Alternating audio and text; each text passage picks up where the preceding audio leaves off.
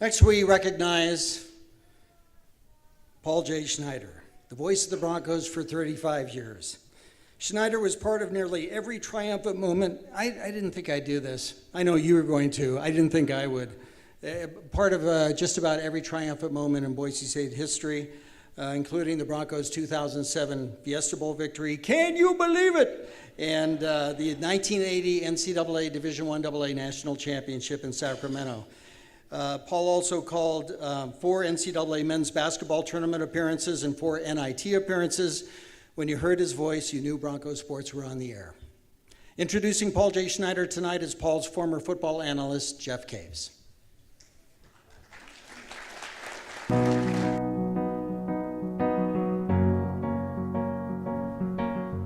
I would have met Paul J. in 1980 when I was a freshman playing football at Boise State, and he was doing some interviews.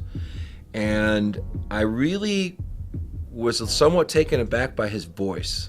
You hear Paul J. coming before you see him. And the more you listen to him, the more you think you know him, and then his voice is so distinctive that it becomes has a life of its own. Paul J. loved what he did, and I think he felt a big responsibility to communicate what was going on with Boise State athletics or LeBois Park or the state track meets or Boise State track and field in a manner that got people front row seat. The mistakes I made with Paul J. were where I talked too much, and he never told me to shut up. He should have. As I listen back now, they are all listening for him. And the sooner you came to understand that, you find your role. Paul J. can top anything you can say. Anything you come up with, he will be funnier than you. And that's what other people enjoy. He makes you feel better for having seen him. He will do that for you. And he was really the mouthpiece for the entire community on here's what's going on in sports, here's what you need to know about Boise State, and news came through Paul J. He was the filter. It's my pleasure to introduce the 2018 inductee for the Broadcasting and Boise State Hall of Fame, in my mind, the Paul J. Schneider of all time. Take it away, Paul J. Paul J. Schneider.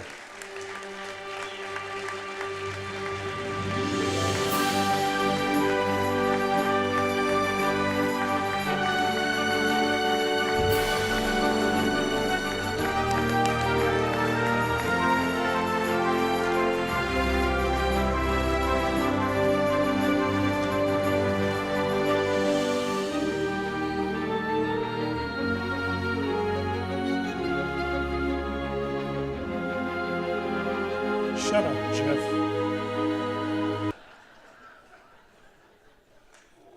So now I'm a trivia answer for the Boise State Athletic Hall of Fame.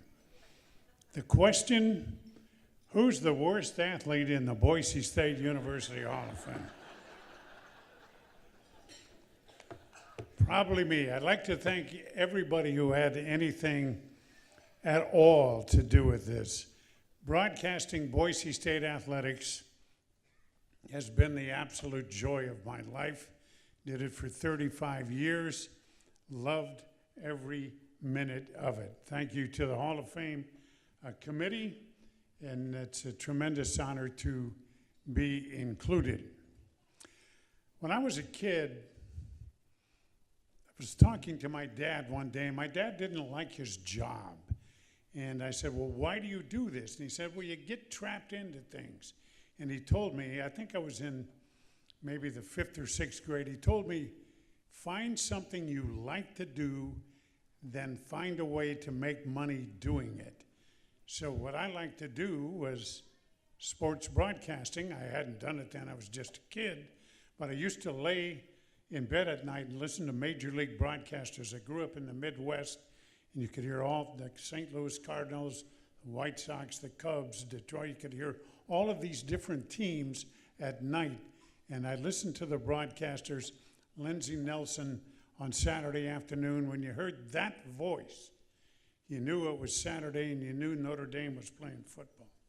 So I really liked it. My seventh grade yearbook at St. Edward's School said I would be a sports broadcaster. And it looked like I wasn't going to make it. I took communications in college, graduated, went to a television station where I was doing TV news, doing the weekend news. Dick Eardley was the news director at Channel 2 here in Boise. He ran for mayor. So he couldn't be on the air. He did high school football games. So I started doing high school football games, and then after a couple of years, Boise State's contract came up, and we got it. And I started doing BSU broadcasting. My first game was at the University of Idaho. Son of a gun. Boise State won 47-34, I think, that day. But the thing that stands out to me is TV stations have gear. We had gear at Channel 2, black coats and looked like the University of Idaho football team gear. So all I heard from on the Monday after the game was, why were you wearing Idaho stuff? You went to Idaho, you traitor? Are you mad you won? And so I was off and running with that start. That year ended in the Pioneer Bowl, Boise State's first bowl game, 1973, against Louisiana Tech. And at that game was instilled a love for Boise State that I never lost. Tony Knapp was the coach. Louisiana Tech showed up, everybody, suits, ties, short hair, that looked like carbon copies of each other. And they showed up and they sat at the banquet. Then Boise State rolls in looking like the Eagles. They had long hair, they were wearing denim. It was absolutely incredible. Louisiana Tech won by 4 points, but Boise State had already started to make their mark. In those days, when I first started doing the play-by-play, there was no TV. Boise State was not on TV. There was no internet at all in those days. And the only way to get Boise State athletics was through KBOI radio where I worked. It was a 50,000 watt station. And you could get KBOI at night in Arizona, California, Oregon, Washington, Montana, Idaho, Nevada, Utah. You could get it all over the West. And so people from years and years would tell me how they listened to the games. Well, you know, we packed up a bunch of fried chicken and drove up to the top of the mountain. We could hear KBOI at the top of the mountain. Jerry Washington's dad used to put his radio on an oil derrick because he could get it. There was a guy in Phoenix, Arizona, who drove me out to a high power line on the north side of town and said, okay, park your car under this pole. And you could hear KBOI radio. He goes, this is where I listen to the games. Chris Child's dad in Bakersfield, California, had to get up on the roof to hear the games. I mean, it was incredible. All of these people would come up. They would meet us on the road, bring us cakes and pies and stuff, and say, we'll see you in Las Vegas. We'll see you in Reno. And they would meet us up and down the coast. And it became a big family affair. Hunters up in the woods would listen to the games and come back and say, man, that was a great game. And they liked my passion. And so did I. I liked caring about what I did. And I cared about Boise State. And I always gave it my best shot. I was a fan. And I loved Boise State and what they did. And they did things right a lot. And it was a fun job. And I had a great time doing it. And how old am I? Lyle Smith was 50 when I got here. 50. He was coaching football still. I've been here a long time.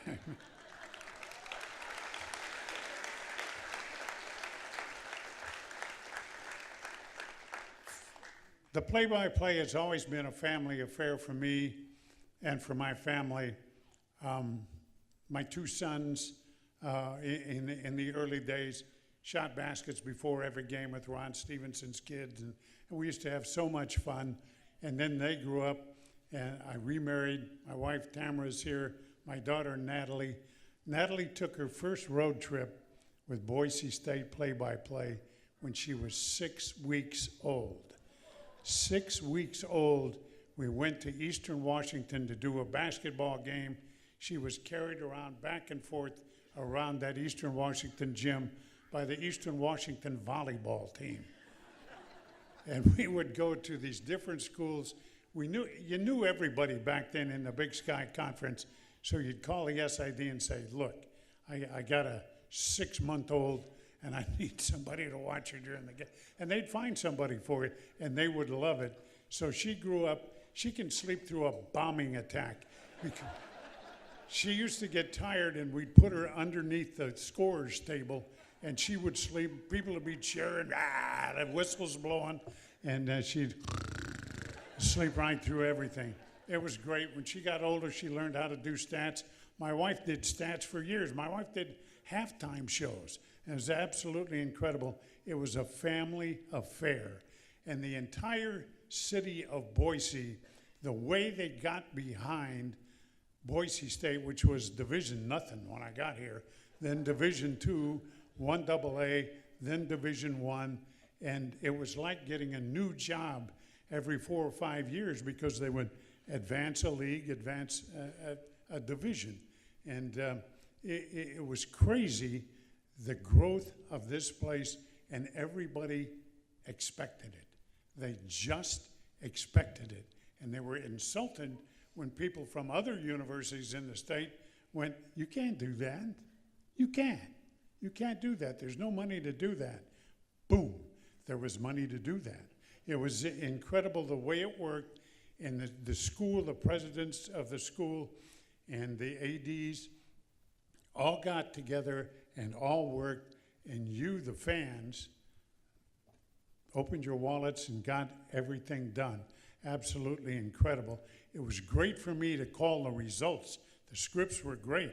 Boise State was winning a lot of games, and it was absolutely incredible the way this school took off in the 35 years I did it, and went from basically a junior college to beating Oklahoma in the Fiesta Bowl. It was quite a ride, quite a ride. I had a lot of color guys. You saw one of them, Jeff Caves. A lot of color guys over the years. Some of the more memorable, Jim Fauché, the first SID, I believe, at Boise State, was my first color guy. Bob Rosenthal, Jim Brinson, Todd Miles, Jeff Caves, of course, Larry Pulaski, Tom Scott, John Rady, Wayne DeZubak. All of these guys were my basically husbands on the road, because we would go and travel together for 6 months out of the year, and it was good, and it really worked. Max Corbett, who was the SID for most of my play-by-play days, did such a great job prepping the games. He was instrumental and very, very helpful to me. I was looking at the Boise State coaches, went to the Coaches Club yesterday, and so many of these guys I called. Harson, Andy Avalos, Gabe Franklin, Lee Marks, Derek Schumann, Taylor Tharp, my last quarterback. He was the final quarterback of all the great ones I called. I missed out on Kellen. My last year, he was redshirting, so didn't get to play him. But it was great. From the University of Idaho football game, that first game, that nice win, all the way until my final game in Birmingham, Alabama, against Louisville in the NCAA playoffs. Did nearly 2,000 games in Boise State play-by-play. So it was great. It was great, and I'd like to thank all the presidents that were there, including Bob Custra, of course, Chuck Rook, and all of the guys who helped Boise State become what it is today. And you couldn't have done it without leadership at the top, and we certainly had that. It is my extreme pleasure to be a member of this Hall of Fame. I'm so proud, and it's a highlight of my life, and I've had a few. Thank you very much.